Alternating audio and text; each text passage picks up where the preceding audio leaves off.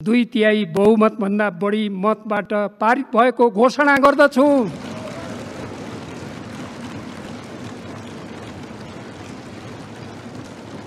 सर्वसम्मतिले नेपालको संविधान दोस्रो संशोधन विधेयक 2077 को अङ्ग बनेको घोषणा गर्दछु। यो प्रस्तावको पक्षमा हुने मान्य सदस्यहरूले हुन्छ भन्नुस्। यसको विपक्षमा हुने मान्य सदस्यहरूले हुन्न भन्नुस्। हुन्न भन्ने आवाज सुनिएन, तसर्थ उक्त नेपालको संविधान दोस्रो संशोधन विधेयक 2077 को दफा 2 र सोसँग सम्बन्धित अनुसूची सर्वसम्मतिले नेपालको संविधानको दोस्रो संशोधन विधेयक 2077 को अङ्ग बनेको घोषणा गर्दछु।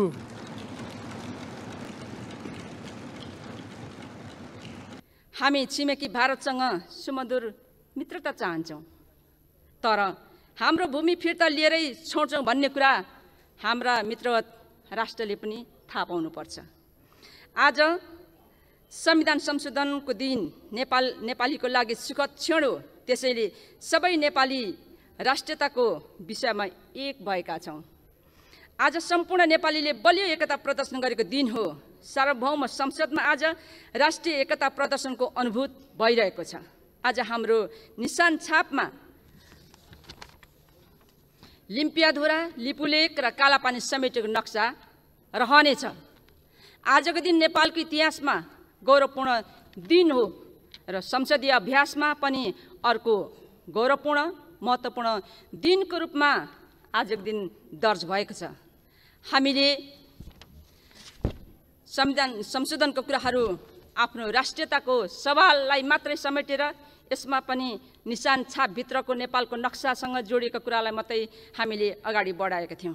अन्त्यमा सम्माननीय सभामुख महोदय, माननीय सदस्यहरूले संविधान संशोधनको प्रस्तुत विधेयक सर्वसम्मत रूपमा पारित गर्ने गरी विधेयक पारित गर्ने महत्त्वपूर्ण प्रक्रियामा सहयोग गरेर नेपालको एकता राष्ट्रियताको विषयमा ऐतिहासिक तथा महत्त्वपूर्ण योगदान गर्नुहुनेछ भन्ने मैले विश्वास लिएको छु।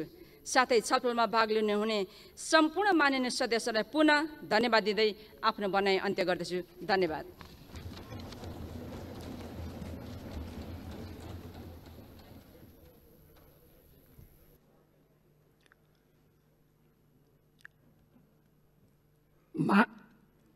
माननीय सदस्यहरू, नेपालको संविधान दोस्रो संशोधन विधेयक 2077 माथिको दफावार छलफल यहीँ समाप्त हुन्छ। अब म नेपालको संविधान दोस्रो संशोधन विधेयक 2077 को दफा 2 र सोसँग सम्बन्धित अनुसूची नेपालको संविधान दोस्रो संशोधन विधेयक 2077 को अङ्ग बनोस् भनी निर्णयार्थ प्रस्तुत गर्दछु। यो प्रस्तावको पक्षमा हुने मान्य सदस्यहरूले हुन्छ भन्नुहोला। यसको विपक्षमा हुने मान्य सदस्यहरूले हुन्न भन्नुहोला। यो प्रस्तावको पक्षमा हुने मान्य सदस्यहरूले हुन्छ भन्नुस्। यसको विपक्षमा हुने मान्य सदस्यहरूले हुन्न भन्नुस्। हुन्न भन्ने आवाज सुनिएन, तसर्थ उक्त नेपालको संविधान दोस्रो संशोधन विधेयक 2077 को दफा 2 र सोसँग सम्बन्धित अनुसूची सर्वसम्मतिले नेपालको संविधानको दोस्रो संशोधन विधेयक 2077 को अङ्ग बनेको घोषणा गर्दछु।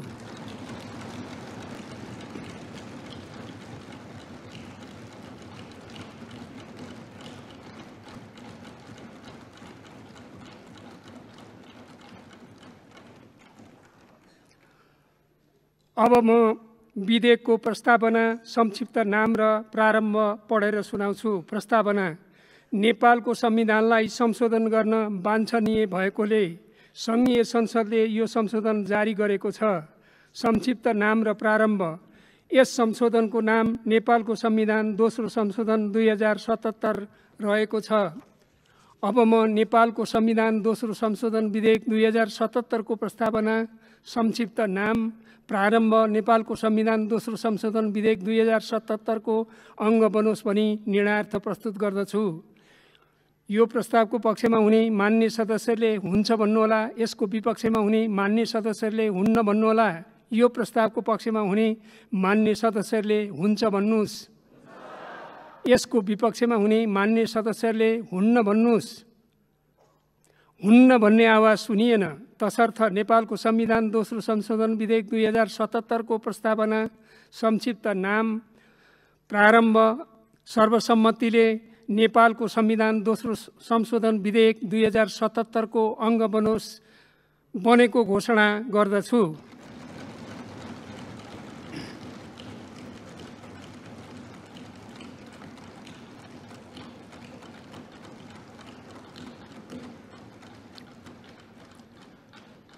अब माननीय कानुन न्याय तथा संसदीय मामिला मन्त्री डाक्टर शिवमाया तुम्बा आम्फेलाई नेपालको संविधान दोस्रो संशोधन विधेयक 2077 लाई पारित गरियोस् भनी प्रस्ताव प्रस्तुत गर्न अनुमति दिन्छु।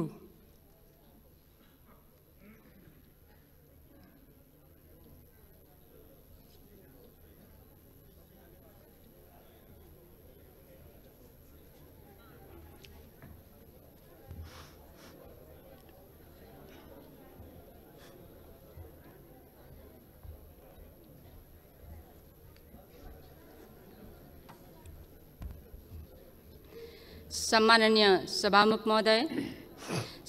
महोदयको अनुमतिले नेपालको संविधान दोस्रो संशोधन विधेयक 2077 लाई पारित गरियोस् भनी प्रस्ताव प्रस्तुत गर्दछु। धन्यवाद।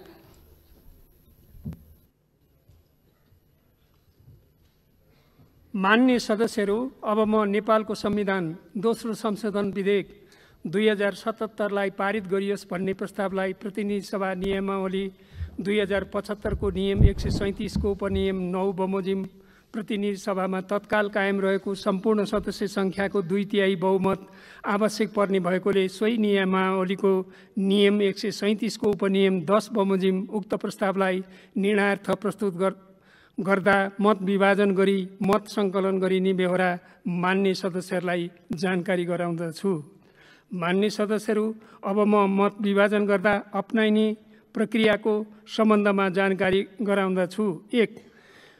विभाजन गर्नु अघि सभाकक्ष बाहिर हुनुभएका मान्य सदस्यहरूलाई सभाकक्षमा प्रवेश गर्ने मौका दिन 5 मिनेटसम्म विभाजन घण्टी बजाइनेछ। 2. विभाजन घण्टी बजेपछि सभाकक्ष बाहिर हुनुभएका मान्य सदस्यहरू सभाकक्षभित्र प्रवेश गर्नुपर्नेछ। 3. विभाजन घण्टी बन्द गरेपछि सभामुख आसनको दायाँ र बायाँतर्फको उपकक्ष लबी एवं सभामुख आसन पछाडि रहेको उपकक्ष लबी खाली गराइनेछ। 4.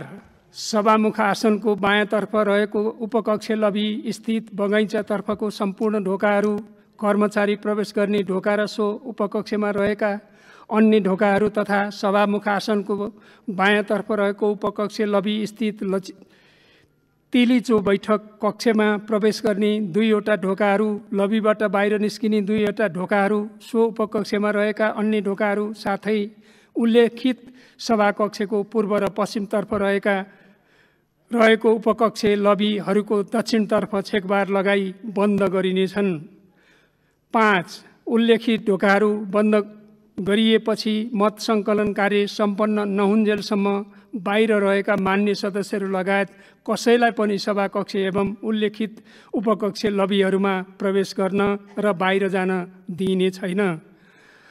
सभामुख आसनको दायाँ र बायाँतर्फ एवं सभामुख आसन पछाडि रहेको उपकक्ष लबीमा मान्य सदस्यहरूको वर्णानुक्रम अनुसारको नामावली राखिएका छन्। 7. क. प्रस्तावको पक्षमा रहनुहुने मान्य सदस्यहरू अर्थात् हुन्छ भन्ने पक्षका मान्य सदस्यहरू सभामुख आसनको दायाँतर्फ रहेको उपकक्ष लबीमा प्रवेश गरी त्यहाँ राखिएको वर्णानुक्रम अनुसारको आफ्नो नामावलीको दस्तखत महलमा दस्तखत गर्नुपर्नेछ। ख. प्रस्तावको विपक्षमा रहनुहुने मान्य सदस्यहरू अर्थात् हुन्न भन्ने पक्षका मान्य सदस्यहरू सभामुख आसनको बायाँतर्फ रहेको उपकक्ष लबीमा प्रवेश गरी त्यहाँ राखिएको वर्णानुक्रम अनुसारको आफ्नो नामावलीको दस्तखत महलमा दस्तखत गर्नुपर्नेछ। ग. प्रस्तावमा मत दिन्न भन्ने पक्षमा रहन चाहनुहुने मान्य सदस्यहरूले सभामुख आसनको पछाडि रहेको उपकक्ष लबीमा राखिएको मान्य सदस्यहरूको वर्णानुक्रम अनुसारको आफ्नो नामावलीको दस्तखत महलमा दस्तखत गर्नुपर्नेछ। 8. मान्य सदस्यहरूको सहयोगको लागि उक्त स्थानहरूमा सचिवालयका कर्मचारीहरू रहनेछन्। 9. कुनै मान्य सदस्यले आफ्नो मत सच्याउन चाहेमा मतदान कार्य सकिएको 3 मिनेटभित्र माग गरेमा सच्याउन दिइनेछ। मान्य सदस्यहरू, अब म 5 मिनेट विभाजन घण्टी बजाउन आदेश दिन्छु।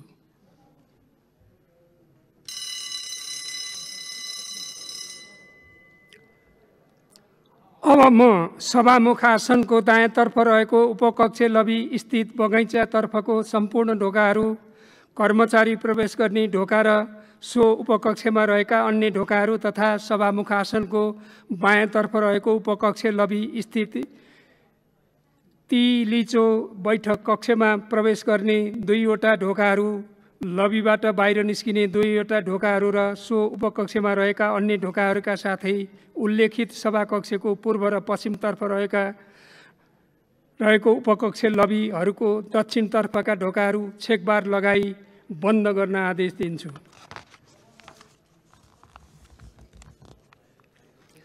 मान्य सदस्यहरू, अब म नेपालको संविधान दोस्रो संशोधन विधेयक 2077 मान्य सदस्यहरू, अब म नेपालको संविधानको दोस्रो संशोधन विधेयक 2077 पारित गरियोस् भन्ने प्रस्तावलाई निर्णयार्थ प्रस्तुत गर्दछु। मान्य सदस्यहरू, यस प्रस्तावको पक्षमा अर्थात् हुन्छ भन्ने पक्षमा रहनुहुने मान्य सदस्यहरू सभामुख आसनको दायाँतर्फ रहेको उपकक्ष लबीमा प्रवेश गरी त्यहाँ राखिएको वर्णानुक्रम अनुसारको आफ्नो नामावलीको दस्तखत महलमा दस्तखत गर्नुहोला।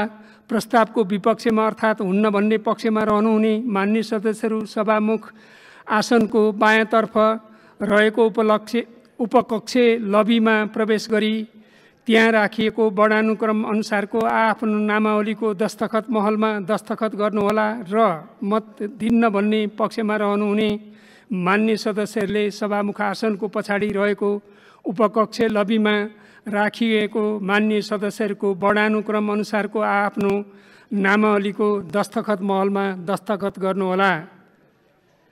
मान्य सदस्यहरू, कोभिड-19 को संक्रमणको जोखिमलाई मध्यनजर गर्दै मतदानको लागि आफ्नो स्थानबाट उठेर जाँदा, मतदानको लागि दस्तखत गर्दा र दस्तखतपछि आफू बस्ने स्थानसम्म फर्कँदा सामाजिक दूरी कायम गर्न हुन जानकारी गराउँछु। मान्य सदस्यहरू, प्रस्तावको पक्षमा अर्थात् हुन्छ भन्ने पक्षमा रहनुहुने मान्य सदस्यहरू सभामुखको आसनको दायाँतर्फ रहेको उपकक्ष लबीमा प्रवेश गरी त्यहाँ राखिएको वर्णानुक्रम अनुसारको आफ्नो नामावलीको दस्तखत महलमा दस्तखत गर्नुहोस्।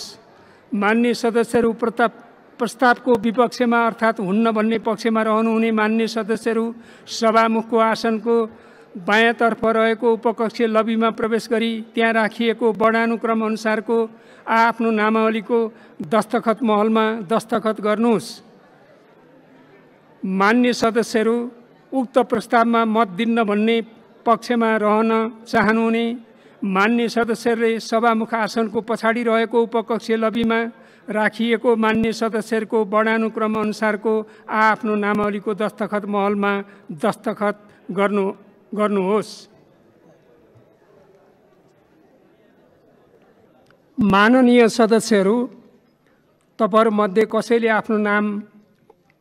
आफ्नो मत सच्याउन चाहनुहुन्छ भने मत सच्याउनका लागि 3 मिनेटको समय दिन्छु। सो समयभित्र डायसमा आई आफ्नो मत सच्याउन सक्नुहुनेछ। मान्य सदस्यहरू, बन्द गरिएका सभाका सबै प्रवेशद्वारहरू खोल्न आदेश दिन्छु।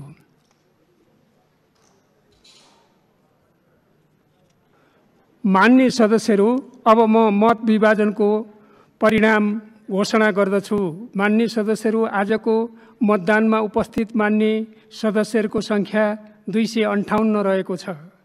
नेपालको संविधान दोस्रो संशोधन विधेयक 2077 पारित गरियोस् भन्ने प्रस्तावको पक्षमा अर्थात् हुन्छ भन्ने पक्षमा जम्मा 258 मत, प्रस्तावको विपक्षमा अर्थात् हुन्न भन्ने पक्षमा 0 मत र प्रस्तावको मत दिन्न भन्ने पक्षमा 0 मत परेको छ।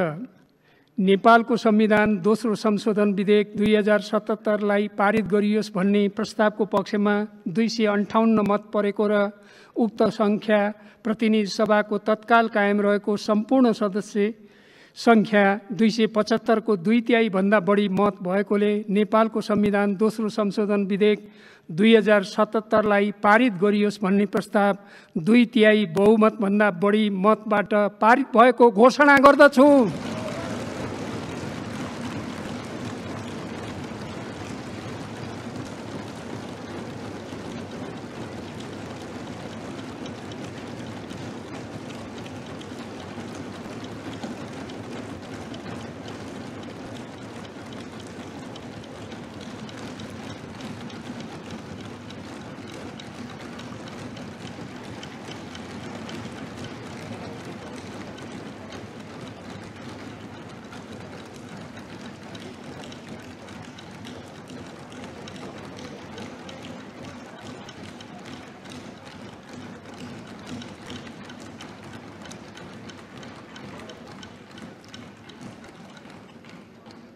मान्य सदस्यहरू, अब प्रतिनिधि सभाको अर्को बैठक 2077 साल जेठ 32 गते आइतबार बिहान 11 बजे बस्ने गरी यो बैठक स्थगित हुन्छ।